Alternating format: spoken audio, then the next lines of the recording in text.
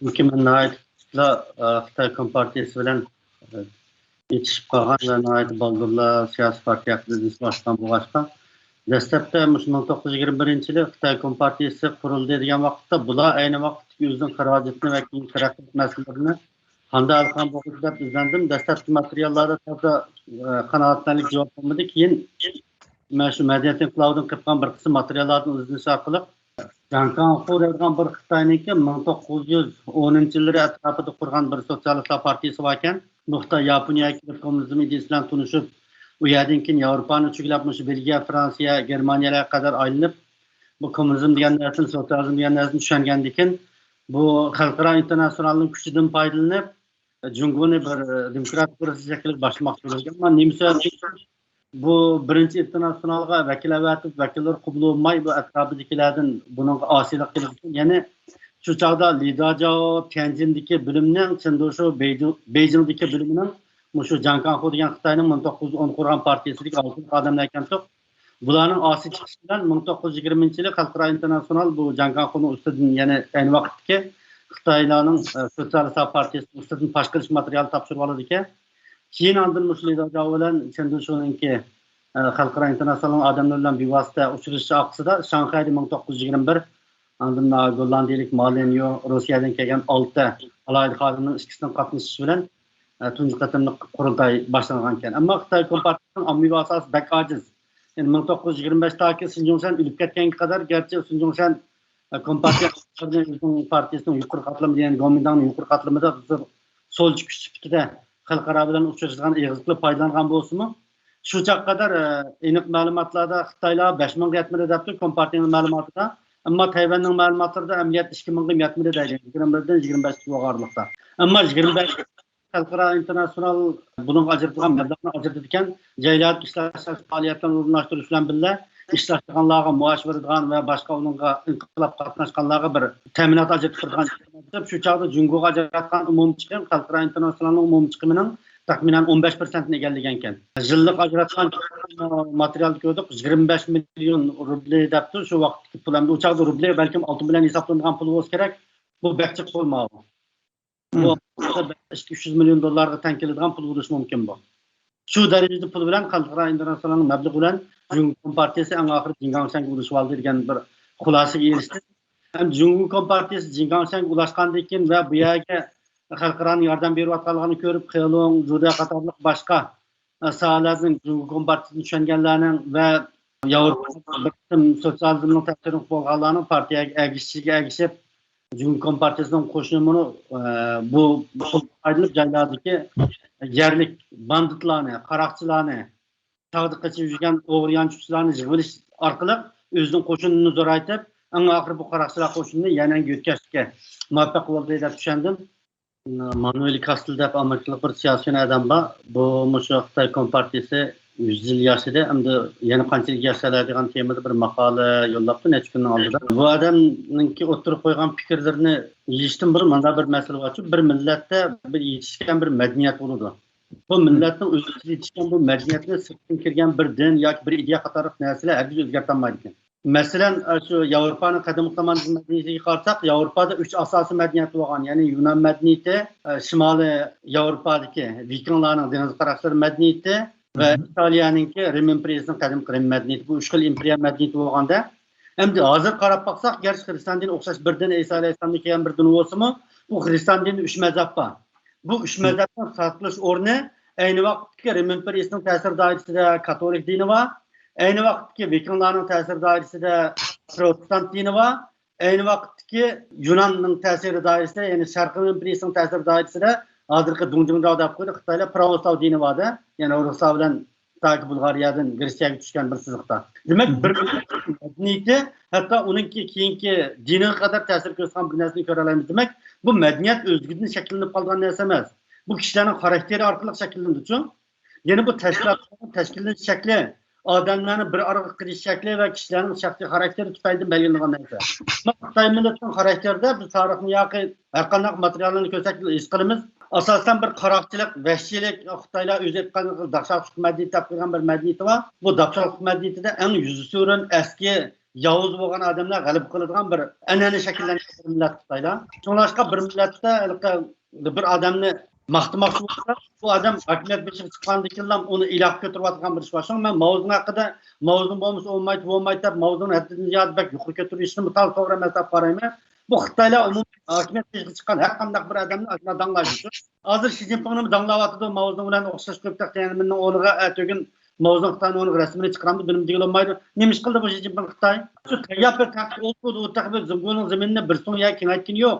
Ya bir tecavüzle uruş galip kılgını yok. Ya vatan için hiç kanda bir iş kıtmagını yok. Cungo'nu baladı koydu fakat da.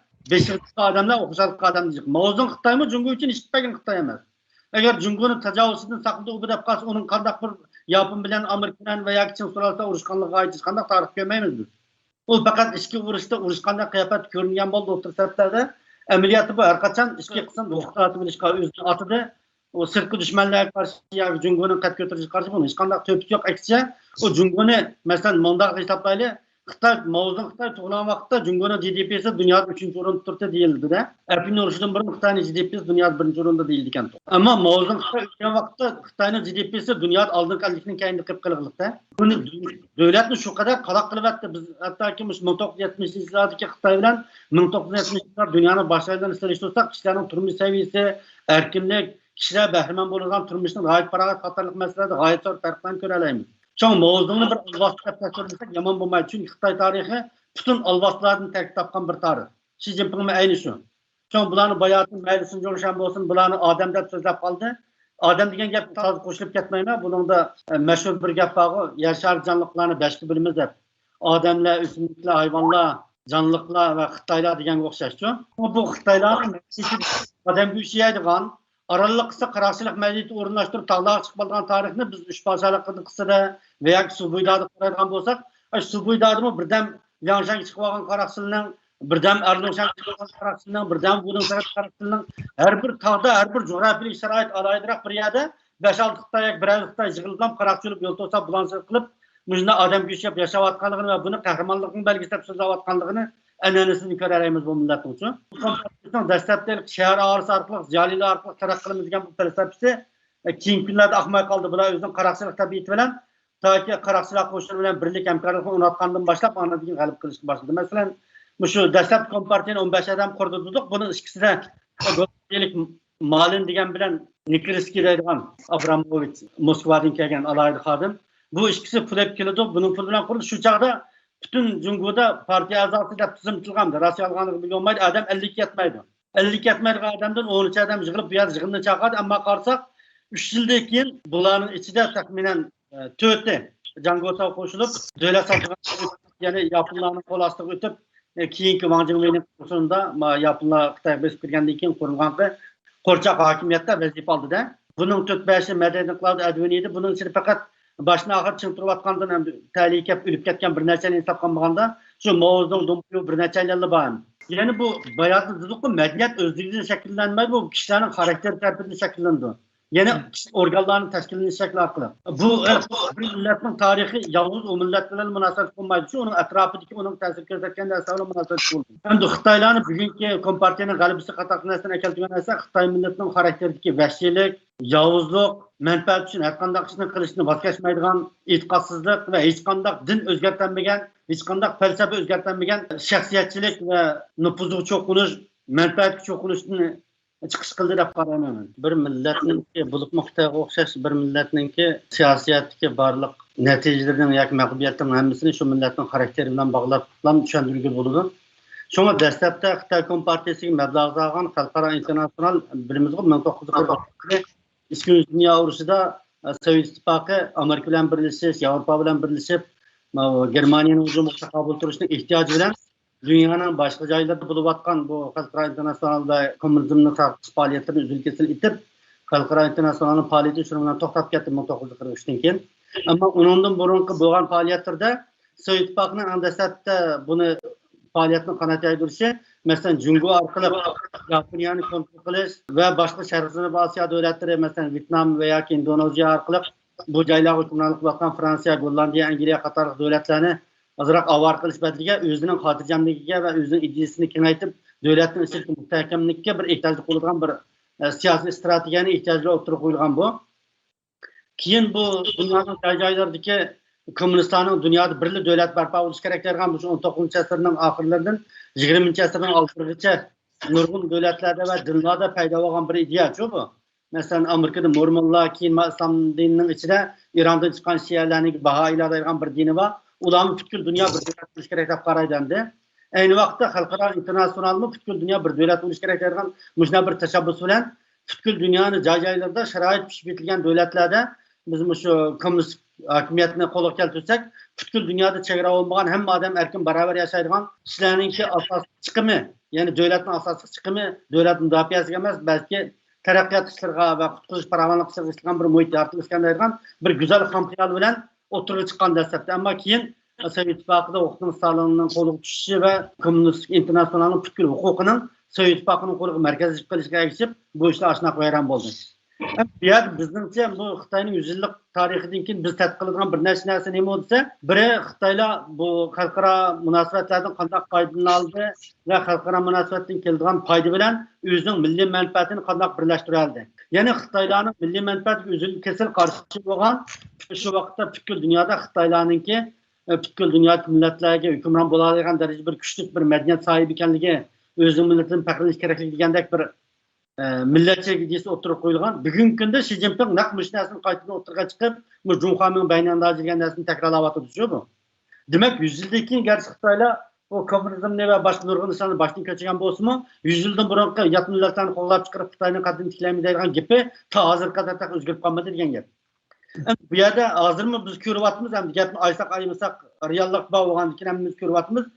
Xalqaro ba'zi kuchlar Uyg'urlarning ichiga ba'zi kuchlarni yo'layapti haqiqatan. iqtisodiyotdan va boshqa jihatlardan. Endi gap bularning yo'lishi bizning manfaatimiz uchun bo'lyapti yoki ularning o'zining strategiyasida ular Xitoylarni demokratiyalashtirish va vaqtga bizni tashlab o'tib Xitoyning demokratiyasini yam qilib berishdak bir strategiyani o'ynayapti. Biz bu yerda o'zimizning manfaatini qanday qo'llaymiz, biz vaqtga yaqtiyalamizmi? Buningda tamoman xalqimizning tashkillanishi, o'zining ishi o'zi bo'lishi degan bir asos formlarni o'tirib qo'yish to'g'ri keladi. Bir millatning taqdirini boshqa bir millat bir taraf qilolmaydiganligini biz dunyoning tarixidan ko'rdik. O millat o'zining ishi o'zi ko'ngil bo'lmasa, boshqa millatlar o millatni payqon qilib ishlatadi shu. Bu odam degan bu narsa faqat huquq va tashkillanishning atrofiga kelgan vaqtda bir millatga va bir kuchga aylandi ekan. Agar uni huquq bo'lmasa, uning qo'y chorvadan hech qanday farqi yo'q narsa ekan bu. Masalan, biz tarixda ko'ramiz 20 million nüfusi va Angliya o'zi necha 10 nüfusi va Hindistonda bir necha yuz yil boshqardi. Şu vaqtda Hindistanning GDP'si Angliyaning GDP'sidan yuqori. Ammo nima uchun bu urushda masalan bayada o'tganimizdek bu Afin urushini oldida Xitoyning umumiy GDP'si Angliyaning yuqori turib, nima Angliyaning urushda mag'lub bo'ldi, g'arb davlat bilan bo'lgan urushda desa, bu yerda tashkillanish va podshohlarni hukmronlik qilish an'anasi munosabat bir narsa. Bu yerda biz oladigan bir saboq bor. Masalan, 16 asrlarda Ispaniya Angliyaga qanday yo'l tatqizib qo'ydi desak, Ispaniyaning yengilmas piloti degan bir pilot bor. O pilotga İspaniya padişahı yüzünden tuqqandan birini başlık qilib avatidi. Ömürde urush qilib bakmagan tuqqandan birini de. Ama onun Angliya parlamentini talash arqali urushni eng yaxshi qila oladigan odamlar qarshi hisobga avatildi. Shundan Angliya oz askeriy kuch bilan Ispaniyaning butkul dunyoni bo'ysundirayotgan eng kuchli armiyasini tarmaqib tashlaydi. Shuning bilan Angliyaning dunyoda rahbarlik o'rni tiklandi degan gap. Ya'ni bu yerda hozirgi tashkilotlarimiz oladigan bir saboq bor. Har qanday bir tashkilot va yoki davlat agar o'zining ichida o'zining urug' tuqqanlarga fikri bir yerdan chiqadigan odamlarga ish topshirgan bir an'ana davomlashtirsa, xuddi Ispaniya vayron bo'lgan o'xshash va tarix Xitoylar vayron bo'lgan o'xshash vayron bo'ladi. Bu butkul o'zining jamiyatini, o'zining tashkilotini vayron qilib qolmay, butkul millatning istiqbolini vayron qiladi. O'ziga qarshi fikr qiladigan bo'lgan taqdirdami, ishning egisini, ishni qila oladigan qobiliyat egallarini akirib, muhim vaqtda o'tirga chiqara oladigan bir adolatli siyosiy o'rin bo'lgan vaqtda bu millat oldin o'zining dushmanlariga taqobil tura oladigan bir siyosiy sutini barliqqa keltira oladi uchun Xitoylar men endi garchi bu bir alvastidek bir millat bo'lsa-mu, buning qila olgan ishi masalan mavzudan keyin butkul hokimiyat qavbiga qo'yilib qo'ygan bo'lsa-mu, ammo mavzuning atrofidagi Dengshoping qatorliq bir turkum odamlar Xogofingga bamidi o'qitdi. Ular Xogofingdan tortib olib toki Dengshoping davriga qadar bo'lgan Xitoylarniki yerim yata bir echilayotgan, ya'ni yerim demokratik bir holatni barliqqa keltira oldi. Endi garchi Dengshopingning o'quvchilarni bostirish voqeasi bilan bu bir Xitoyning tabiatiga bois u o'quvchilardan men mayli o'rkash bo'lsin, har qanday bir Xitoy hokimiyat beshak kelsa Uyg'ur bir yaxshilik qiladi deb qaramayman. Ama Deng Xiaoping'in davridan keyin texnologiya narsani qarasak, butkul Xitoy hukumati yani qaytadan podshohlik davriga o'xshash. Hozirmi deb qo'ydi, tezdan deb qo'ydi. Mayli Wang Qishan bo'lsin, buni koni kompartiyaniki oila tavobati, Xi Jinping shu. Hozirgi Xitoyning hukumat korxonalarining, davlat korxonalarining yuqori qatlamida direktor vazifa o'tayotganlarning 70-80% asosan Xitoy kompartiyasining amaldorlarining bola baqisi.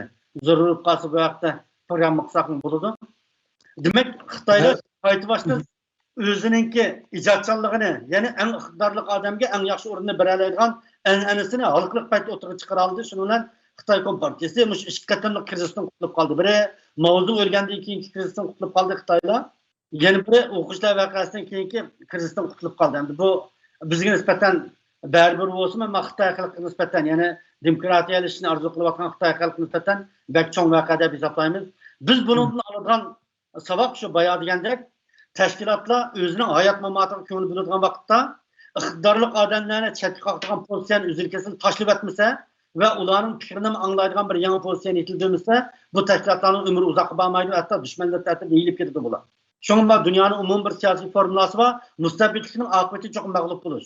Bu meyli teşkilatının içinde olsun, meyli dost biraderlikinin içinde olsun, meyli bir devletin hakimiyet sistemi olsun, bütün hem sistemler ortak tercih edilen bir siyasi formüla. Xitaylar öz içinde herhalde siyasi müstabitlikini mesela Çavuşengi seliştiğinde ve Kuba seliştiğinde umurçuk bir taraf kılalıdır. Yani bu neyse Xitay Kompartiyasının 100 yıl yaşayalısının bir sebep taparsak oldu.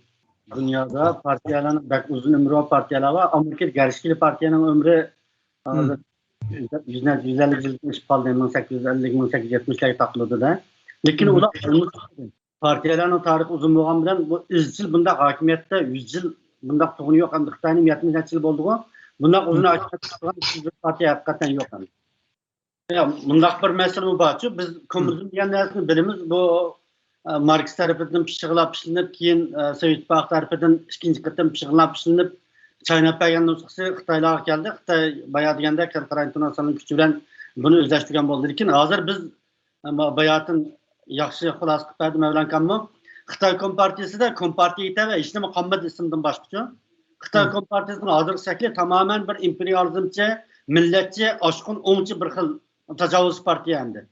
Şoň bundaq aytgan vaqtda buni kompartiya deyilgan ismdan boshqa hech qanday ruh qolmadi. Bu faqat bir biz zombi deb qo'yamiz-ku, kinolarda ko'ramiz. Ruhi yo'q bir jasad. Bu to'xtatmay bir narsani oldigan imkon shunchalik uni ishlagan amon ushqunlantirdi. Beyni shu narsaga aylandi hozir Xitoyning ro'yaldi. Şoň Xitoy kompartiyasini hozir bir haqiqiy partiya degandan ko'ra burunqi podshohlarniki feodallik davridagi bir xo'shamatchilarni atrofiga yig'ib olgan bir zulüm maşinesi deb atashga muvofiq. Siyasi partiyaga xos har qanday funksiya yo'qotdi. Hozir bu butun bir odamning bir podshohning xizmat qilgan bir guruhga aylandi. Dunyoda har qanday siyasi partiyada bu Jungodagi o'xshash bir odamning degan hisob qilgan bundaq bir mutlaq diktator qolmadi hozir. Chunki dunyodagi partiyalar hozir bag'an siri markazlashishni ijro qilishyapti.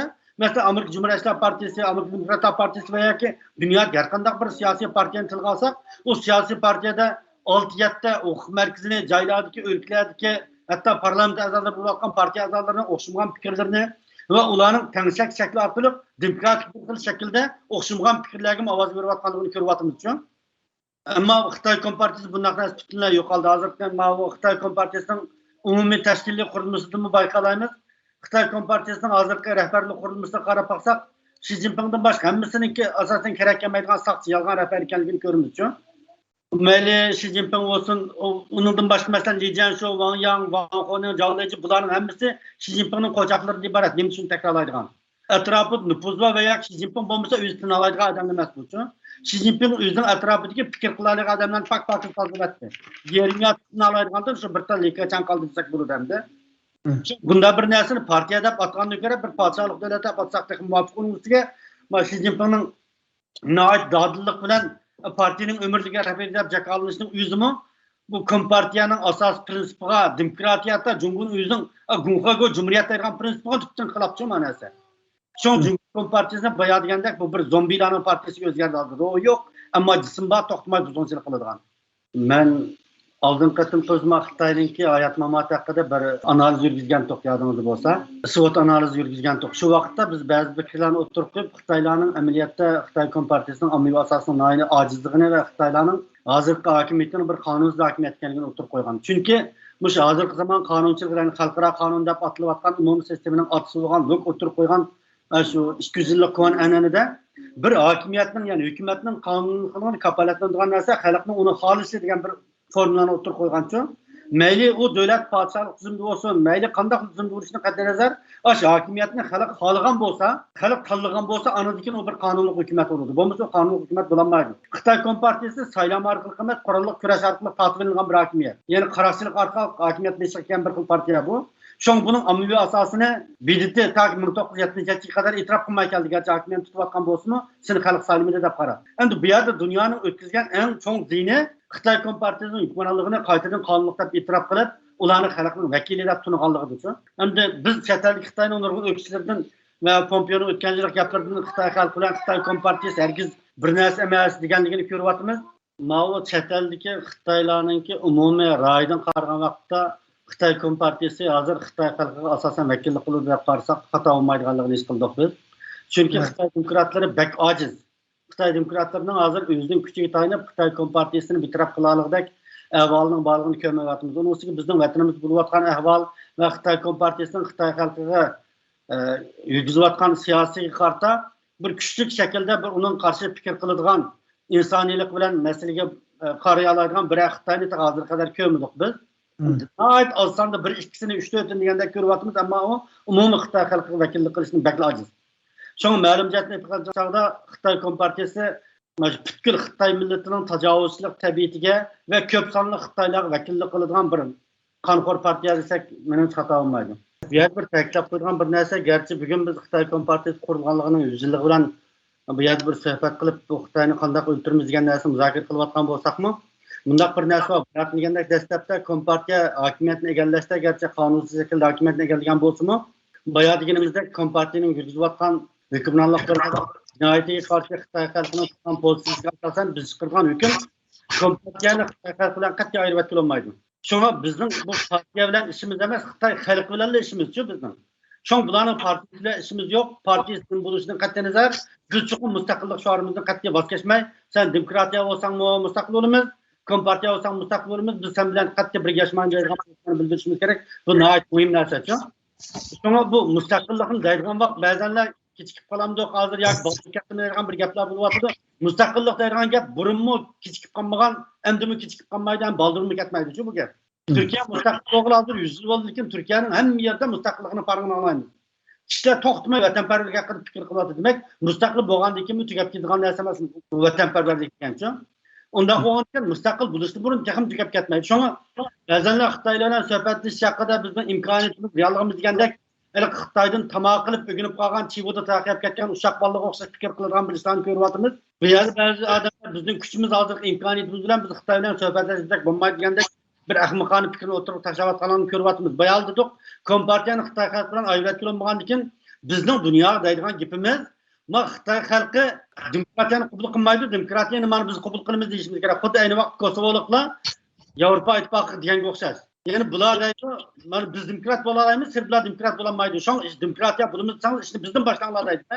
Biz mustaqil bo'lgandan keyin, undan keyin ondan Xitoylar demokratiyani bizni qarab o'rganish mumkin amalning yo'qligidan. Sizlar ularni zo'rlamasanglar, ular e'lon berib qo'ysanglar, ular biz demokratlashmaydi degan gapni biz ayni vaqtda kerak ishlaydi deyishimiz kerak. Ondan Xitoylar bilan suhbatlashmayman degili bo'lmaydi. Balkim bu bizning qo'shnimiz kelgusi suhbatlashib qolishimiz mumkin, ammo suhbatlashishdan burun kuchlar muhim biz deyishgan. Chuqur mustaqillik bayonlagan kam deganga o'xshash, varis kam deganga o'xshash, mustaqillik eshikning busig'isi. Mush buzug'ni yutib kelish kerak Xitoy bilan suhbatlashish uchun biz suhbatlashmaymiz Xitoy bilan deyishimiz kerak. Yana biri bizning armiyamiz bo'lish kerak. Biz o'zimizning tayyorligini tutkizib, aqimiz armiyamizda olgan vaqtda ondan Xitoy bilan suhbatlasak, gapimiz gap bo'ladi, o'rnaqning put bo'ladi-ku. Bo'lmasa biz shartda o'tirib suhbatlasak, 20 yil qo'yib shartni yelishtirib bizga xalqni biz suhbatlashib chaqirib kelgan kishilar xuddi Ahmadjonni tashlab aytgandek tashlab o'tdi. Va yoki bizning ahmoqligimizning birini olib, muomalaysh qilib qo'yish, ashag'berib o'tirishni yanmaydi, qo'rcha qo'yib boshqa qilib qo'yish, ashag'berib o'tirishni yanmaydi. Biz butun tomonni uloq bog'lab, dag'da qoladigan millat biz bo'lamiz. Şoň bu yerda deydigan mustaqillikni talab qiladigan yolg'iz tashkilotlar emas-ku. Ishning egisi xalq. Bu orqadan tashkilot deydiganlar shu bir qitimni qaraydi. Kimningki Lukning mashhur bir gapi bor, armiya bir qitimlik urushga qaraydi. urushni og'irlashtirganlar xalq. Shularga mahkam yepishchi, mustaqillikni himoya qilgan tashkilotlar ko'plab a'zo bo'lib, mustaqillikning sadosini texmi bir mustaqillik qarshi odam tinolmaydigan, mustaqillik qarshi odam o'tirib fikr qilolmaydigan qilib kerak. Shu hattoki. Buni hamma odam xuddi Xitoyning bir gipi ko'rsatib o'tgan chasqanni urur qilamiz deygandek. Har qanday bir odam mustaqillik qarshi gap qilsa ahonatga qoladigan. Uni nomuslik patriotik umumiy kayfiyatni shakllantirishimiz kerak Uyg'ur jamoati. En şu çağda andın Uygur'un müstakilliğinin bir ümit kögül buldu dep qarayman. Bu yerda bunaq bir bizga salbiy bo'lgan taraflardan başlar qo'yay ba'zi masalalarni. Endi dünyada yeni bir yangi teoriyalar barpo bo'lish boshladi siyosat dunyosida. Masalan, Orliqda Yaoido masalasida Xitoylar bilan Yaponiyaning o'rtasida azroq bir surgilish yuz berdi. Shuning bilan Xitoylar berib Yaponlarning mashinalarini chaqqan, Yaponlarning mahsulotlarini setvelishni rad qilgan umumyuzlik bir chaqiriq aylanib ketib, iqtisodiy urush aylanib ketishga tas qoldi bu ish. Endi shunga o'xshash masalalardan xalqaro siyosatchilar oltin teoriyasi degan yeni bir teoriyani o'tirib qo'ydi. Ya'ni yer sharidagi asosliq ta'minlash zanjirining bir qismi bo'lgan davlat agar ikkisi o'xshash bir yer shari ta'minlash zanjirining bir qismi bo'lsa, bir-biriga qarshi urush qilmaydi degan bir umumiy formula bor-ku. Shunga WTO kirishning oqsidan kelgan Amerikaniki McDonald Kentucky o'xshash xalqaro markalarningki Xitoydan o'rin olishi va Xitoy markalarining Amerika bozoriga kirishi qatorli bu masalalarda har ikkalasining bir-biriga iqtisodiyotdan bog'lanishi bilan ham Amerikaliklar Xitoyning texnik cho'ng bozoriga erishish uchun bir turkum Amerikaliklar hammasi emas. Bu Xitoylarning demokratik bir shaklga o'tishini Xitoy bozoridan texnik cho'ng iqtisodiy manfaat olish orqali Amerikaliklarning turmushini texnik bir yaxshilashni orzu qilgan bir umumiy holatni va buni G'arbning insoniyatga loyiq bo'lgan millatchilikdan xoli bo'lgan davlat chegarasidan insoniylikni ustun kirgan bir umumiy g'oyasiniki bir qismi qilishni taraddud qilyapti hamda shuni o'ylayapti. Bu narsa hozir kuchli. So'nglashqa Amerikadagi demokratlar Xitoylarning Uyg'urlarga tutgan muomalasi orqali Xitoylarning obrazini yegurib, amaliyotda Amerikaning obrazini qaytadan ko'tarib Chunki Amerikaning Iroq va Afg'oniston urush qatorli masalalardan keyin dunyoda obrazi yig'ir ta'sir uchirdi va Amerika mas'uliyatlarining dunyoda obrazini o'xshash ta'sir uchrab, kishilar Germaniya va boshqa davlatlarning mas'uliyatlari orqali Amerika mas'uliyatlarining o'rnini to'liqlaydigan, hattoki Coca-Colalarga embargo yurgizgan dunyoning nurg'un joylarida chaqiriqlar bosh ko'tardi. Endi bu Xitoyning Uyg'urlar qilayotgan qirg'inchilik bilan hozir Amerika o'zining Xitoyga qilgan bir fursat ketdi. So'ng ma'lumotlarga aytganda Amerikaning demokratlari Xitoylarning demokratiyaga o'tish musofasida bizni peshki qilib qo'llanish uchun bizning oramizdagi ma'lum bir kuchlarga mablag' solyapti. Bu yerda nihoyat andish qilish bu ish bu masala xuddi qirg'inchilikdagi Sovet Ittifoqining Uyg'urlarning bir turkum odamlarga mablag' solishga o'xshab ketayotgan bir ahvol bor-ku. Bu yerda gap hozir askar qilganimiz da'vogar boshvoz qozmukan bo'ladi. Agar Uyg'ur xalqi tashkillanmasa Çakımı köp Uyg'ur xalqi mustaqillik shuarini atrofiga kelmasa, bizning bu yerda so'zlagan ekranlarda so'zlagan nutqimizning hammasi bir tiyin dunyo maqsadiga yetdi. Ya'ni biz o'zimizning mustaqillikdan mustaqil yashash orzuyimizning uzil kesil ayrılgan bo'lib qoldi bu yerda. Bu odillik, axloq, adolatning har qanday bir universal prinsipi navot xalqning jasorat ko'rsatish orqali amalga oshishga erishamasa, o'zini joriy qilmaydi. Shu bu yerda biz qo'ygan bir nechta talab bor. Birisi tashkilotlar qo'yilgan talab. Xalqimizning ko'p qismining mustaqilligini talab qiladiganligini va bizning aslida mustaqil yashash tiyis bir millat ekanligimizni hamma o'rtaq e'tirof qilgan ekan. Tashkilotlarimiz eng avval demokratiya, kishilik huquq deydigan masalalarni mustaqillik talabidan keyin o'tirib qo'yishga odat qilish kerak. Har qanday so'rinda. Mayli Xitoy, mayli chet ellikning qilishida.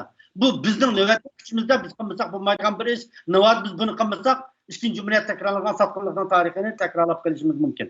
Yana bir masala Andın Xitoyninki ma'lumotchilik yetishi albatta bizning kelgusidagi mustaqillik yetishadigan va xalqaro jamiyatning Xitoyning ishlariga texnik qo'l tiqadigan bir fursatninki oldingi shartlaridan biri.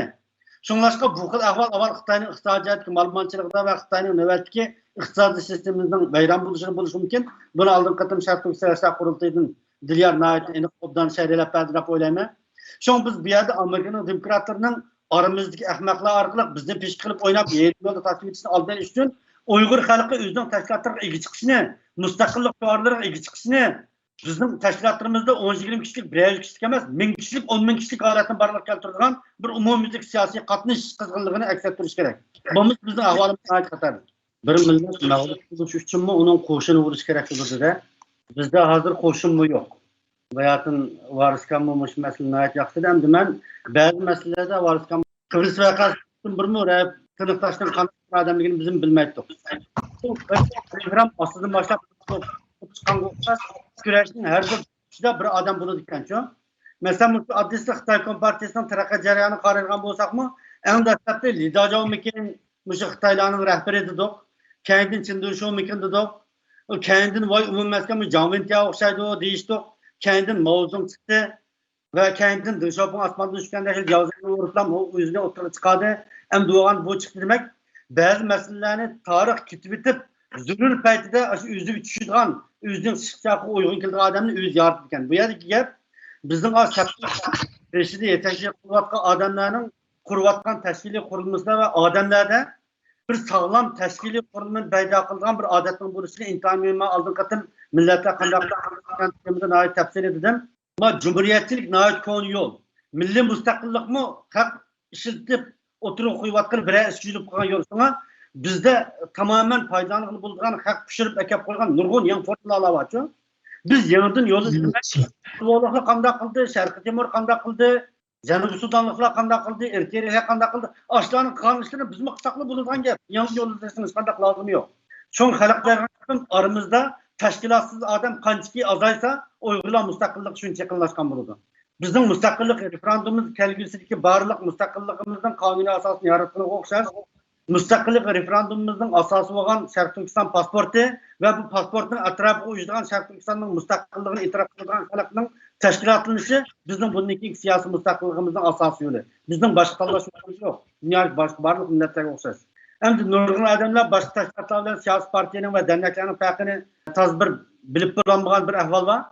Ama bizim mevcut teşkilatlanış adetimizden ve teşkilatlarımızın şekildeki bürokratlıkla bizi yetkiziyotgan zihin tüpaylidan biz Asya milletlerine okşaş özünü çügüleydiğen bir siyasi sistemin içine kirip kaldık. Bizim teşkilatlarımız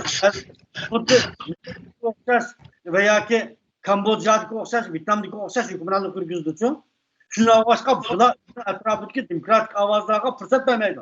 İktidarlık adamlarga fırsat çıkmaydı. Şundan bu bizim işimizden Emniyette bir milletin, cemiyetin, iktisadında, siyasında çokum yeni güçlerge, yeni avazlarga orun verdiğen, ularga fırsat verdiğen ve her kaçan birleşiş arkalık güçünü barlıq keltirgen bir siyasi teşebbüs umumi ekimi ayırgan ve teximi köp adam siyasi cihetin iştirak kılıcı salayeti gibi olan vakitte fikir bayan kılıcı emez. İşi öget emez. Belki katnaş kütüler. Namayan boğan vakitte milletin kelgüsü, ülkesinin özgürlüğü olduğunu kaydı bir takipledim geldi. Şu an ben texim köp adamın özü kalgan adamların keşifleri teşkilatlarına teşebbüs kılınmayan en şu vakitte işte bir yalda onsunudu.